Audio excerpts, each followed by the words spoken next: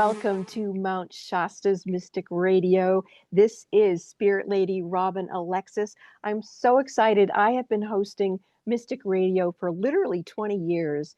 And the original format, it was a live call-in show. And people could call in from anywhere in the world and ask any sort of metaphysical question, and I would answer it. And we have all those archive shows on my website, robinalexis.com. You can go there and get surrogate healings, listening to the shows, and you can learn more about me. Our guest today, she's been a listener and a caller to Mystic Radio for probably 15 years. She'll tell you more detail.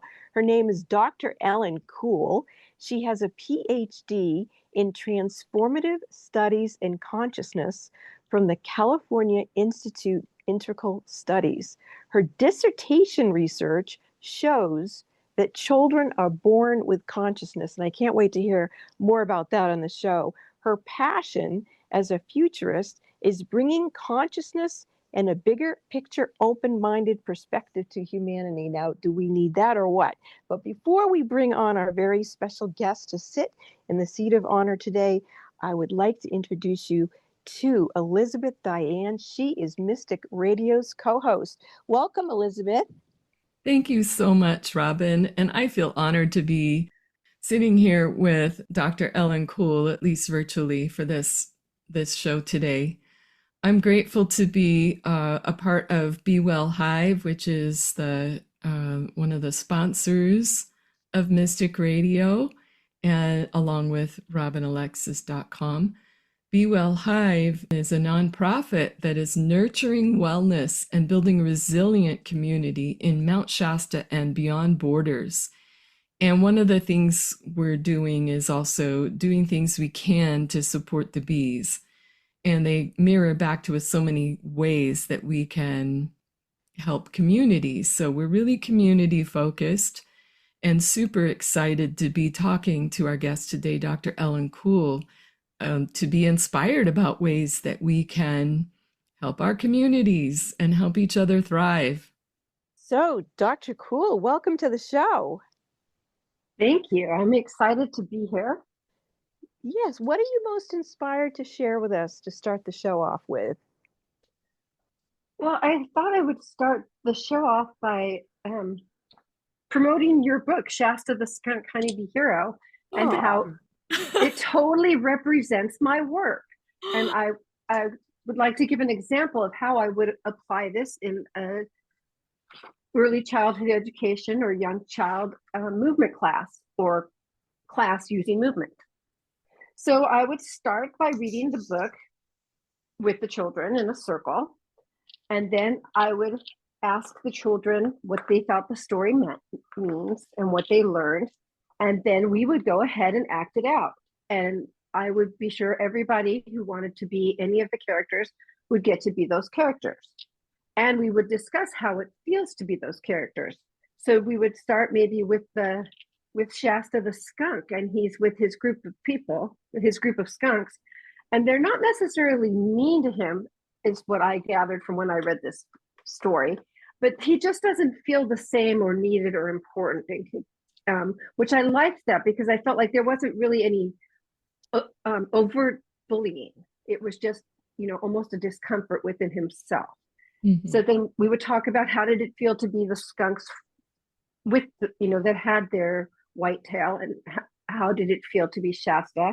And then we would have the honeybee, and we would just take turns creating this play of the book, and they would be gaining the consciousness that you all put into the book about being comfortable with yourself and being respectful and considerate to others and being kind when even trying to make someone change. Like Shasta didn't want to spray the bears more than once. He had to once to get the attention, but he wanted dialogue.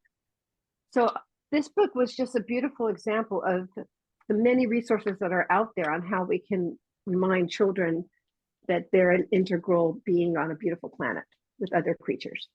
Well, I just think you've launched a global thing that anyone who does go to Amazon, and you can find the book, Shasta the Skunk Honey Bee Hero, which is the book that Dr. Cool is speaking about, and offering a way to share the book in groups. And the vision I had when you said that is that we could do that in Mount Shasta. Anybody could do it anywhere, where no matter how old you are, we could read the book out loud, and adults or children, or mingling of adults and children, could play out the different roles and talk about how they feel being the different roles that are in the book. That's just an outstanding idea. I mean, no wonder you have a PhD in consciousness. That's a fantastic idea. Well, I am a retired movement specialist. I was a child, I was a very hyperactive child, and so my parents put me into competitive gymnastics, Mm-hmm.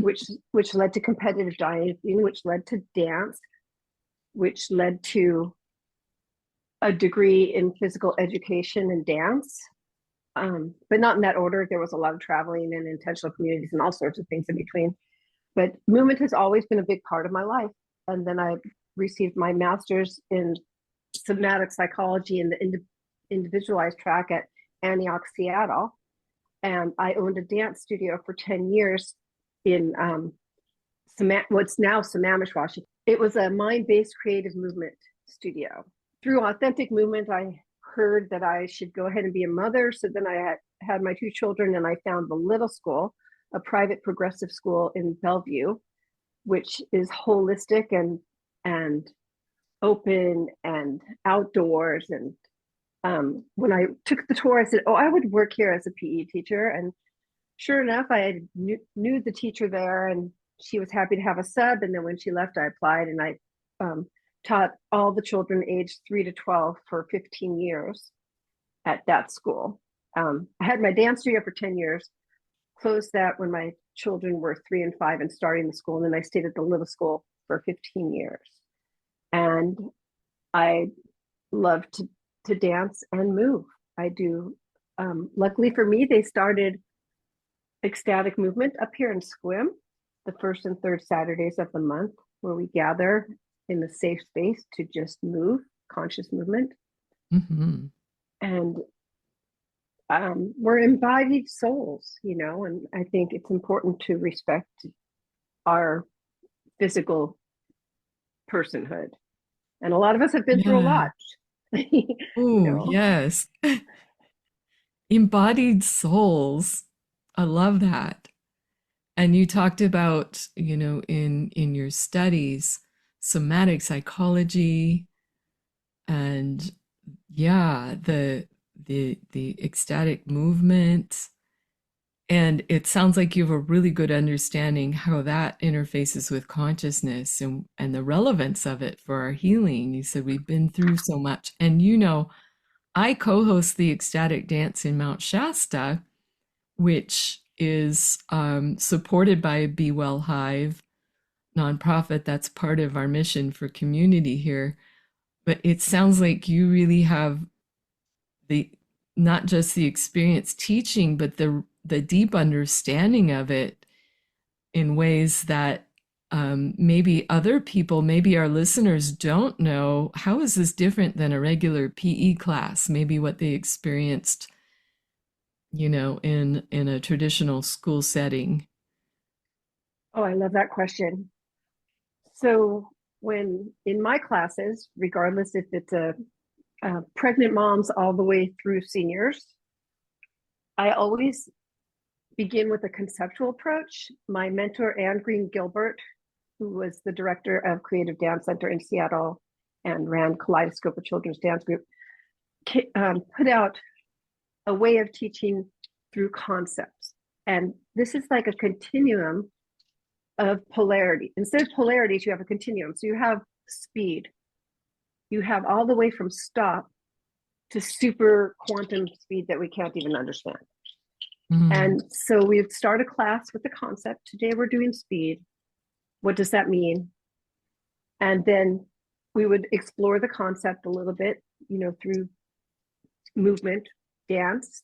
A lot of the choices that I would make for the warm-up depends on who's there. If it was a lot of 9-year-old boys, there'd be a lot of running and big physical stuff to help them get their energy out so that they could focus. So, you have to know who you're working with. And then there's the brain dance, which I'm a big advocate of the brain dance, which Anne also helped develop. And it's based on a child's development from birth, basically through walking. And it can be done so many different ways. And it's shown to really help with your brain synapses and development. And then from the brain dance, there would be some kind of technique or activity or skill development, depending again on who the community is. And then there's the creative exploration, dancing in the imaginal, where you take the concepts and collaborate or not.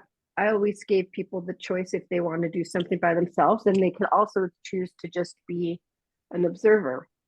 Because my research shows as humans, we all have different temperaments and we all have different moods, and we have to learn mutual respect for ourselves and for the group. So it can be really tricky, but if you allow the people to make those decisions, in general, they learn, and they learn to watch and respect and enjoy. And then everybody would, or depending on how much time was left in the class, there'd be response to whatever was shared.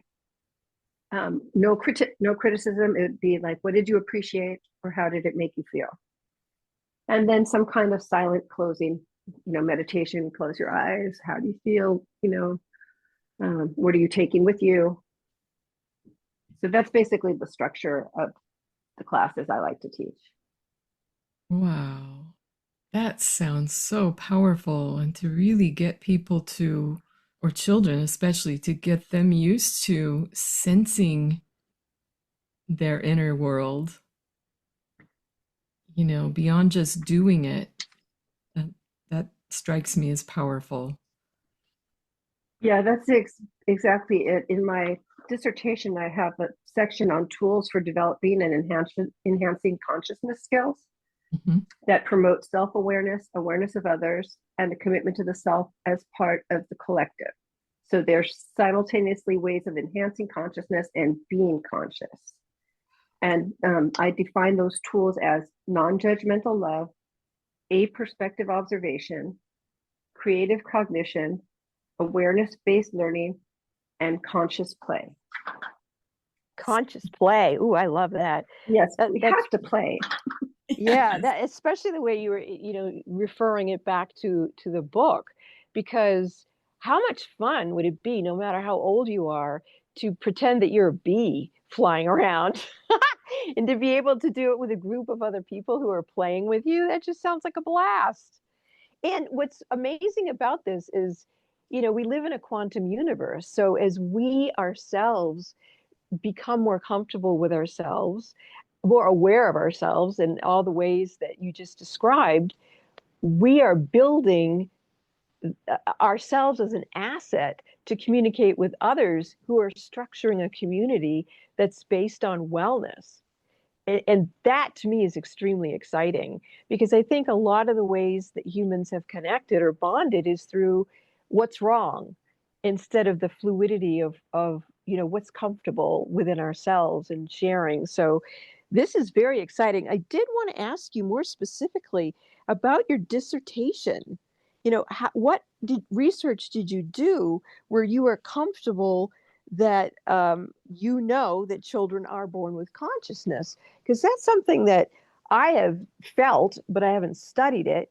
And, that's the kind of work that I do based on what I feel. But I'd like to know what the research was that you did. That's a great question. I did transdisciplinary research, which is, first there was just disciplinary research. Then people started doing interdisciplinary research. And then what I did was considered transdisciplinary research, although what I really did is a new term I discovered while I was writing it, and I didn't want to change it because dissertation is so rigorous. Archdisciplinary, so transdisciplinary is weaving together from multiple disciplines. And I looked at consciousness studies, child development, and early childhood education and care from a very academic perspective. Lots and lots of research, lots and lots of other people's theories. And then I also had, I think at the time I wrote it was 30 years experience of working with the children. And so I have lots and lots of field work, what was considered field work observation, that I combined with my transdisciplinary research. And then I wrote my theory and demonstrated it. Like, for example, I talk about being human, child development, physical, cognitive, social, emotional, moral, and consciousness. I talk about the states, level, stages, and structures of consciousness. I specifically use Gebzerian consciousness theory. The title is Dancing Between Paradigms, a Gebzerian consciousness theory with practical applications for early childhood education and care. Because Gebzer really laid out a theory on the structures of consciousness: archaic, magical, mythical, mental, and integral. And I think all of us in the soul spa, we are integral human beings, but we're still in this mental structure paradigm, which one of my conclusions was that we cannot really apply all of the useful tools I discovered from looking at really exemplar programs, because we are still dancing in that paradigm of the mental structure. Mm-hmm. So, we're getting closer. I mean, we're in this really birthing process, I believe, right now, and we are the midwives helping civilization move on. We're dancing through paradigms right now. And yes, we are dancing through paradigms. And so, you mentioned the soul spa. For people who, that caught your ear, that's a membership on my website, robinalexis.com.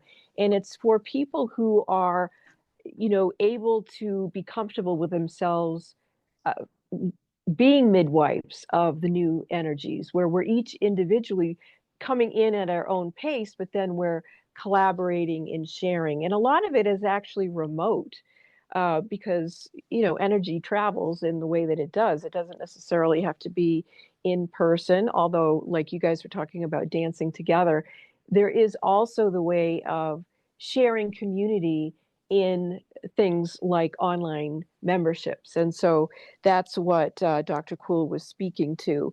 Now, I firmly believe that children are born with the memory of past lives. Is that anything that came up in your dissertation?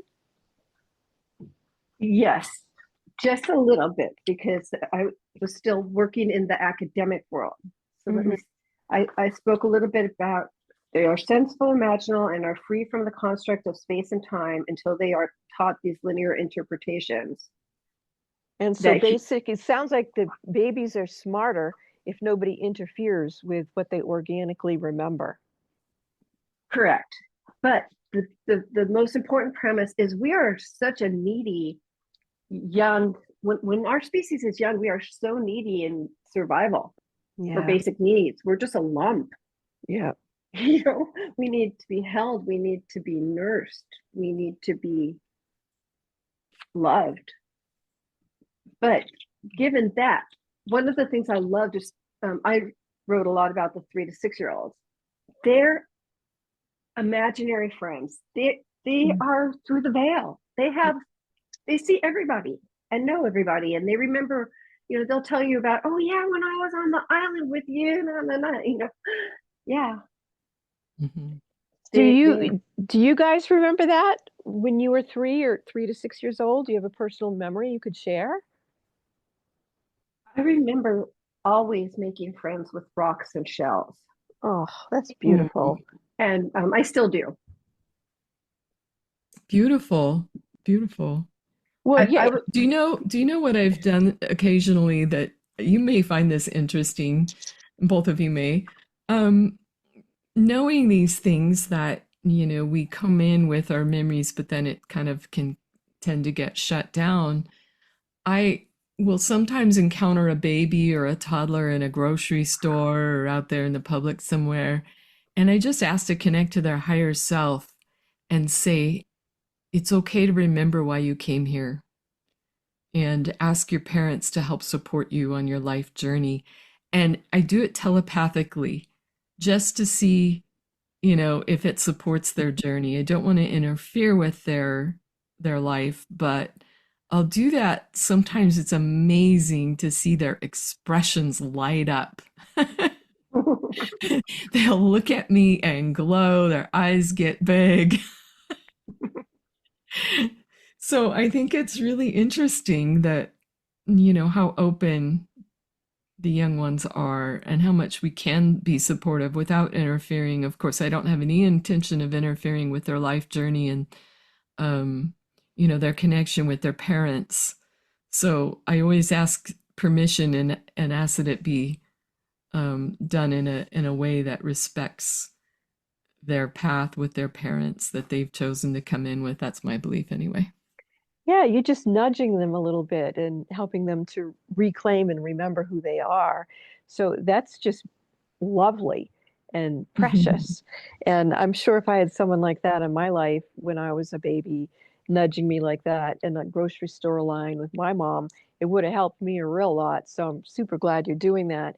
My question is, this whole show is about celebrating people like Dr. Cool and Elizabeth who are so aware of the connection between consciousness and creating a more peaceful world that is more safe and prosperous for everybody. And for people listening who might not understand what that connection is, let's start with you, Dr. Cool. Could you talk to that so people could follow the stream of consciousness of why what we're talking about is so important to bring about a better world for everybody? Sure. It's a pretty radical perspective, but I will present it.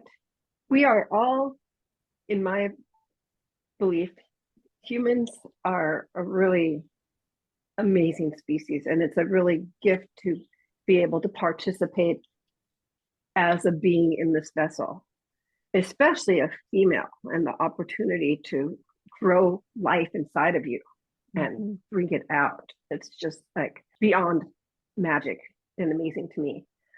And our species, in my opinion, has forgotten how to be open to possibility and different meaning making. So all these people have come with stories on why we're here or how to be. And if they look carefully, all the religions and the societies' moral ethics really come down to a few things: the golden rule, care, empathy, love. Those virtues are in every meaning making organization. But I don't pretend to understand evil or dark forces, but I think there's got to be something that makes people that way or stuck. And so I like to think of it as it's a bad word now to be woke, but it is waking up to our species, humanity, natural connection to love and stardust and everything without needing a specific story of how or why.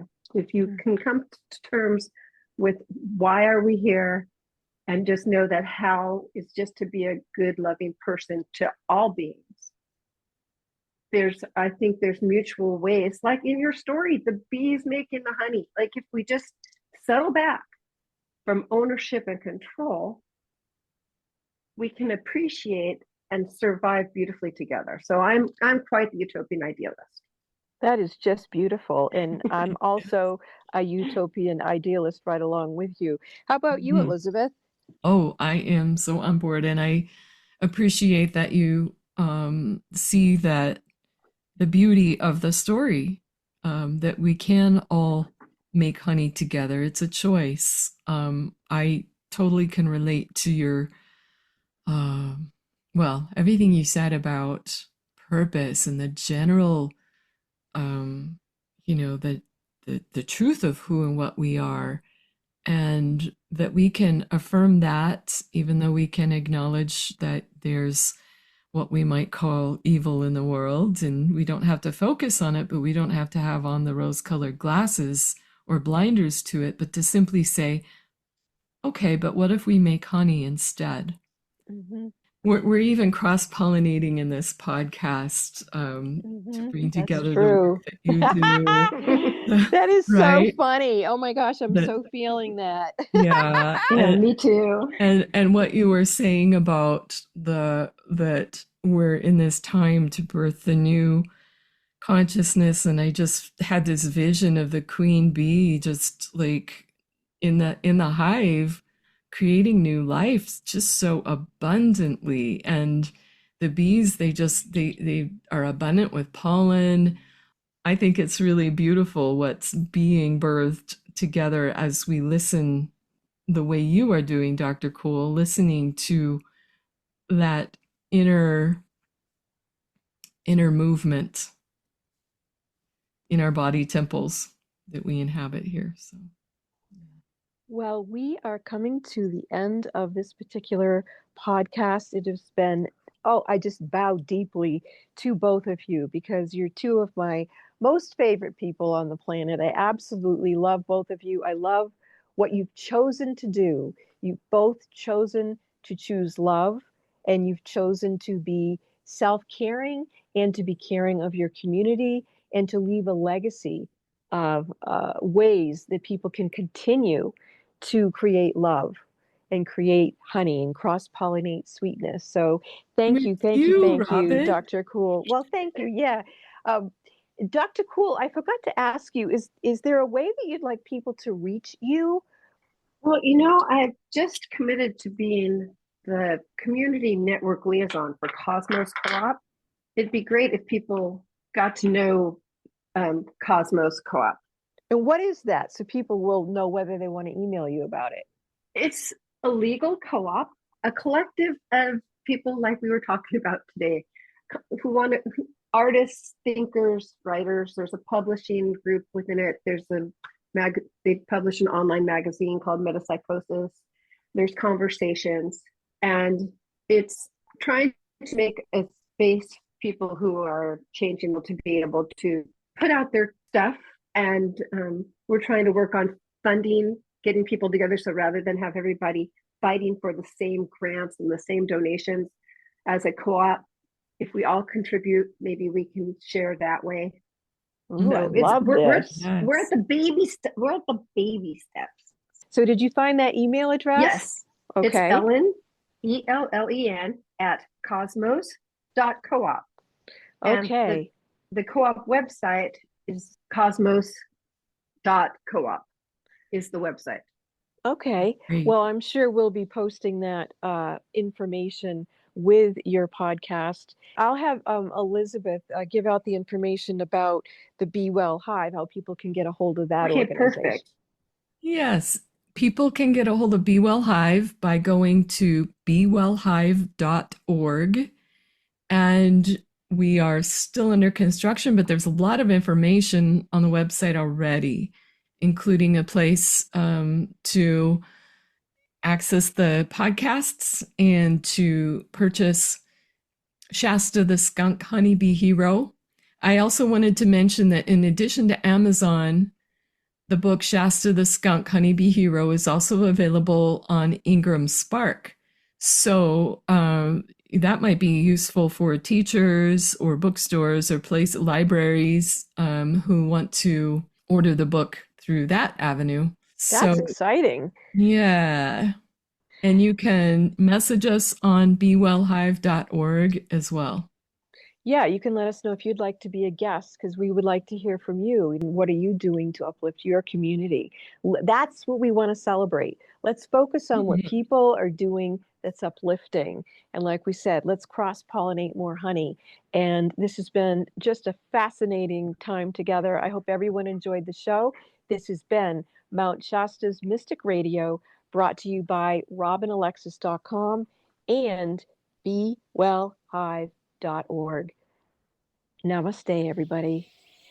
Thank you, everyone. Be well. Thank you.